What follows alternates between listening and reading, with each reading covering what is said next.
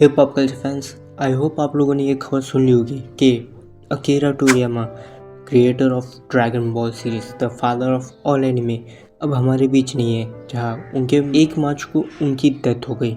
जहाँ उनकी डेथ से ड्रैगन बॉल के आने वाले प्रोजेक्ट्स पे बहुत ज़्यादा असर पड़ेगा, जैसे कि ड्रैगन बॉल डानमार्च, जो ड्रैगन बॉल की एक नई सीरीज़ होने वाली है, या फिर ड्रैगन बॉल की वीडियो गेम्स, यहाँ तक कि ड्रैगन बॉल की मांगा सीरीज़ में भी। लेकिन इतना तो पक्का है कि ड्रैगन बॉल उनके बिना भी कंटिन्यू रहेगा। और तो ड्रैगन बॉल हमारे दिल में ऑलरेडी एक अलग जगह बना चुका है। तो आज अकीरा टोरियामा की याद पर हम ड्रैगन बॉल के 10 ऐसे मोमेंट्स देखेंगे जिन्होंने ड्रैगन बॉल को ड्रैगन बॉल बनाया। जहाँ अगर वो मोमेंट्स नहीं होते तो ड्रैगन बॉल का जो फन है वो कुछ अलग ही होता।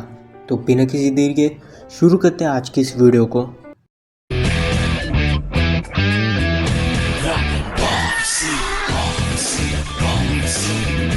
Dragon Ball Z, Dragon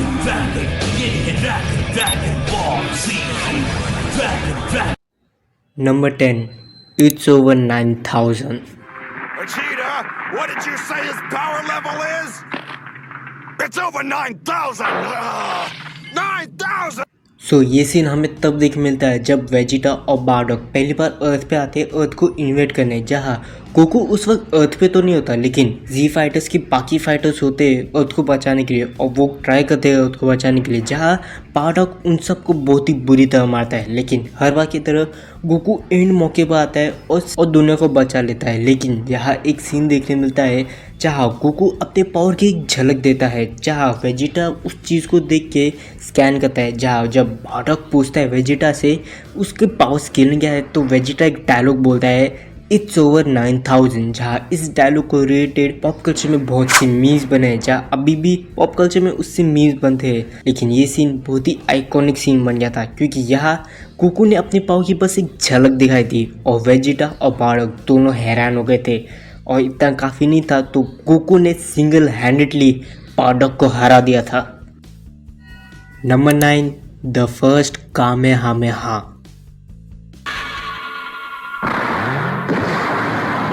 सो गोकू का सिग्नेचर मूव कामेहामेहा, जिससे गोकू ने ऑलमोस्ट हर एक विलन को हराया है। जहाँ गोकू ने इसे फर्स्ट ट्राई में ही सीख लिया था, ना जाने कैसे। लेकिन जब ये मूव को हमें सबसे पहली बार दिखाया गया था उसके ज़रिए जिसने ये मूव बनाया था, जो कि थे मास्टर रोशी। जहाँ अभी के टाइम पे हमें मास्टर रोशी को बस एक परवर्ट कैरेक्टर के रूप में दिखाया जाता है, लेकिन जब हमें मास्टर रोशी को पहली बार दिखाया गया था तो उनको देख के हमें बस यही लगा था कि ये बस एक बुढ़ा है जो पता नहीं क्यों इम्पोर्टेंट है। लेकिन जब टाइम आता है मास्टर रोशी का ताकत दिखाने का, तो मास्टर रोशी पहली बार में ही अपना अटैक करते हैं, जो कि था कामेहामेहा। जहाँ मास्टर रोशी को उस अटैक से बस एक आग बुझानी थी, लेकिन मास्टर रोशी ने आग तो बुझाई, साथ में पूरा का पूरा पहाड़ ही उखाड़ दिया। Number 8, Trunks destroying the फ्रीजा। So Goku और फ्रीज़ा की लड़ाई ख़त्म हो चुकी है। जहाँ गोकू गायब है और फ्रीज़ा अपने डैड के ज़रिए अपने कटे हुए हिस्सों की जगह मशीनी हिस्से लगाता है और दोबारा धरती पे आता है ताकि वो गोकू को जान से मार सके। लेकिन जैसे ही वो धरती पे आता है उसके सामने एक नया कैरेक्टर आता है, एक टीनेजर बॉय जिसके पीठ पे तलवार है। और इतना काफ़ी नहीं था तो वो एक फ्यूचर से आया हुआ एक सैयन है जो सुपर सैयन में भी बदल सकता है, जो देख के फ्रीज़ा की तुरंत ही फट जाती है। जहाँ फ्रीज़ा उसके ऊपर अपना सबसे पावरफुल अटैक करता है, जहाँ ट्रंक्स उस अटैक को डॉज करके फ्रीज़ा के पीछे जाता है और उसके 2 टुकड़े कर देता है, जो कि काफ़ी था ये दिखाने के लिए कि ट्रंक्स अब तक का सबसे कूलेस्ट कैरेक्टर है ड्रैगन बॉल का। लेकिन इतना काफ़ी नहीं था तो ट्रंक्स उसके 2 टुकड़े के बाद 4 टुकड़े करता है, 6 टुकड़े करता है और टुकड़े करते ही जाता है और उन बचे हुए टुकड़े के एक ही अटैक में गायब कर देता है।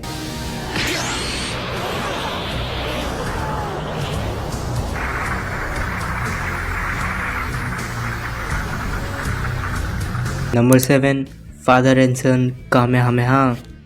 सो गोहान और सेल एक दूसरे से लड़ रहे हैं, जहाँ सेल खुद को सेल्फ डिस्ट्रक्ट करने वाला है, जिससे पूरा का पूरा प्लेनेट टूटने वाला है।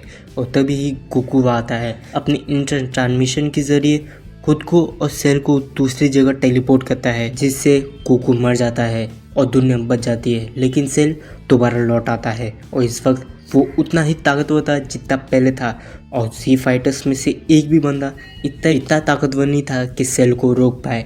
लेकिन गोहान ट्राई करता है, अपने पिता की तरह कामेहामेहा मारने की कोशिश करता है, लेकिन इतना काफ़ी नहीं था कि गोकू अपनी आत्मा के फॉर्म में अपने बेटे की मदद करने आता है, जहाँ दोनों बाप बेटे एक साथ कामेहामेहा मारते हैं। लेकिन सेल अपनी पूरी ताकत के साथ उस कामेहामेहा को अपने अटैक से काउंटर करता है, लेकिन फिर भी इतना काफ़ी नहीं था। लेकिन तभी ही एक डिस्ट्रैक्शन आता है सेल के लिए, जो कि होता है हम सबका favourite prince of all Saiyan Vegeta. Vegeta! Now's your chance!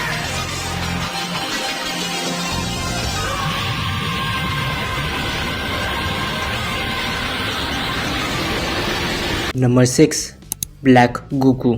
So Dragon Ball Super series चालू हो चुकी है, जहाँ हमें गॉड ऑफ डिस्ट्रक्शन दिखाया जाता है, एक पुरानी विलन को दोबारा जिंदा किया जाता है और हमें 2 नए फॉर्म दिखाए जाते हैं। लेकिन ड्रैगन बॉल सुपर का असली मजा चालू होता है जब हमें फ्यूचर दिखाया जाता है, जहाँ हमें एक अल्टरनेट टाइमलाइन दिखाई जाती है ट्रंक्स की, जहाँ वी फाइटर्स के ऑलमोस्ट हर एक फाइटर मर चुके हैं, जहाँ सिर्फ ट्रंक्स जिंदा है, जो अपनी मॉम बुल्मा के साथ एक टाइम मशीन बना रहा है फिर से। लेकिन तभी हमें उस आर्क का विलन वहाँ आता है जो हमें दिखाया नहीं जाता, लेकिन वो ओजी ड्रैगन बॉल के तरीके से एनर्जी बीम्स छोड़ रहा है ताकि ट्रंक्स के प्लान को फिल कर सके। लेकिन ट्रंक्स उससे लड़ता है, उससे बचता है, लेकिन कुछ भी काम नहीं आता। और अंत में बुल्मा ट्रंक्स को कहती है कि यहाँ से जाओ, लेकिन अंत में बुल्मा अपना सेक्रीफाइस देती है ट्रंक्स के लिए, जहाँ ट्रंक्स पास्ट में जाता है। और फिर हमें ड्रैगन बॉल सुपर का एक नया विलन और एक नया आइकॉनिक विलन दिखाया जाता है, जो कि होता है कोई नहीं बल्कि खुद Goku.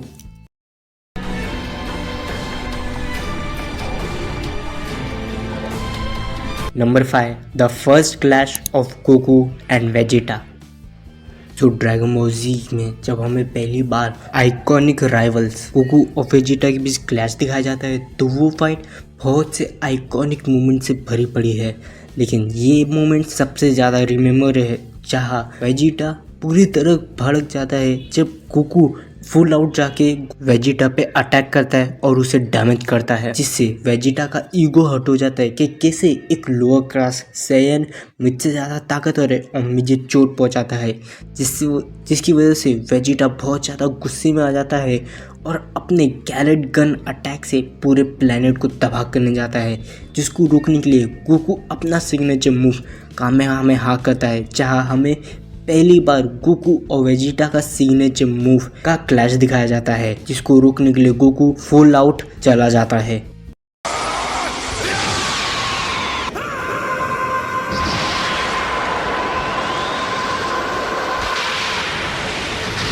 Number 4, Vegeta sacrifice. Prince of all Saiyan prince Vegeta, जिसका घमंड है उसका प्राइड, जहाँ अपने प्राइड की ही वजह से वेजिटा एक बार फिर से विलन बनता है वो आर्क में, जहाँ वेजिटा गोकू को दिखाने के लिए कि वो उससे ज़्यादा स्ट्रांग है, वेजिटा विलन की साइड चला जाता है और गोकू से लड़ता है। लेकिन गोकू से लड़ते समय गोकू उसे समझाता है कि हमारा मेन विलन इस वक्त बू है, जहाँ बू को रोकने के लिए वेजिटा एक बार फिर से अच्छाई की साइड आता है, लेकिन वो गोकू को ही बेहोश कर देता है। बाद में बू से अकेले लड़ने जाता है, लेकिन बू से लड़ते समय वेजिटा को समझ आता है कि बू हद से ज़्यादा ताकतवर है, जिसको रोकने के लिए वेजिटा डिसाइड करता है कि वो खुद की जान लेगा। जहाँ पिकोलो वेजिटा को बोलता भी है कि मरने के बाद तुम स्वर्ग नहीं नर्क जाओगे। You've taken the lives of far too many innocent people. When you die, your body will cease to exist, and your soul will be sent to a very different world than the one where Goku's soul wound up. And once there, you will be cleansed, your memory erased, and you will be turned into a new life form. I see. लेकिन इस बार Vegeta को कोई फ़र्क नहीं पड़ता, क्योंकि इस बार Vegeta अपनी प्राइड के लिए नहीं बल्कि अपने परिवार के लिए सैक्रिफाइस दे रहा था। यहाँ तक कि वेजिटा अपने बेटे ट्रंक्स को ही खुद बेहोश करता है ताकि उसे ये देखना ना पड़े, जिसके बाद वेजिटा खुद को ही उड़ा देता है। और यहाँ तक कि नैरेटर भी वेजिटा को एक रिस्पेक्ट देता है। And so, one of the Earth's greatest warriors has vanished in a blinding flash of light, having made the ultimate sacrifice for the sake of his loved ones. His name was Vegeta, a proud Saiyan prince. Number 3, Gohan Super Saiyan 2 transformation.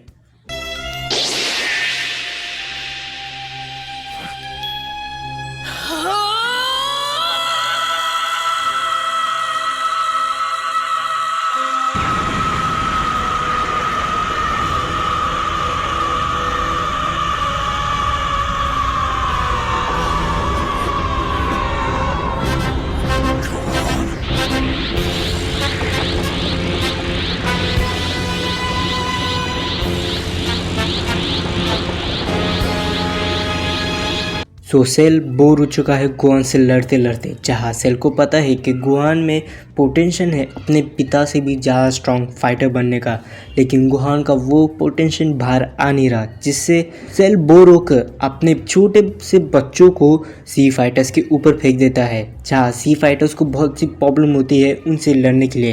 लेकिन तभी ही Android 16 आता है और एक motivation से भरा हुआ speech देता है गोहान को।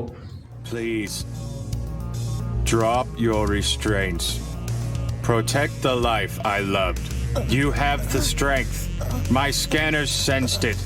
Just let it go.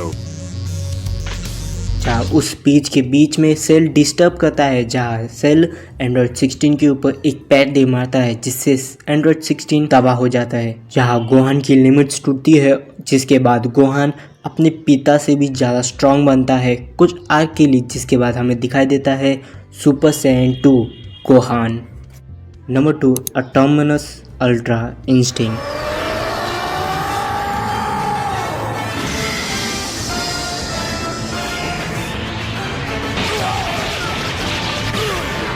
So tournament of power का फाइनल बैटल चालू है, जहां पूरे यूनिवर्स 7 का फेथ सिर्फ एक ही बंदे के ऊपर टिका हुआ है, जो कि है सन Goku.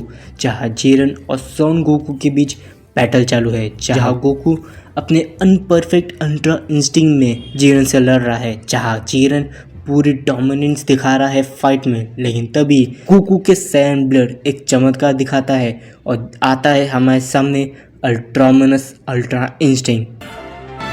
It's astounding! This mortal really is something else. Look at that brilliant form. There can be no doubt. This is the true power, complete in all its majesty. This is Autonomous Ultra Instinct! और ये battle हम सब ने देखी है, और इस battle ने रिकॉर्ड्स पे रिकॉर्ड तोड़े हैं, जहाँ स्ट्रीमिंग प्लेटफॉर्म से लेके पायरेटेड वेबसाइट तक क्लैश हो गया था इस फाइट को देखने के लिए। यहाँ तक कि पॉर्न वेबसाइट में भी ये फाइट चल रही थी और हम सब गूज बम से चिल्ला रहे थे कि गोकू हारना मत। Number 1, the super Saiyan.